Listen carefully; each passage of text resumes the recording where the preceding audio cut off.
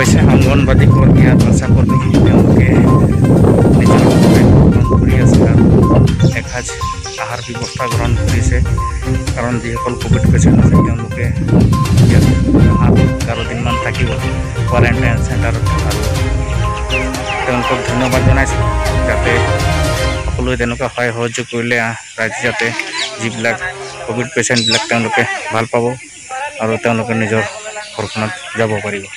ধন্যবাদ।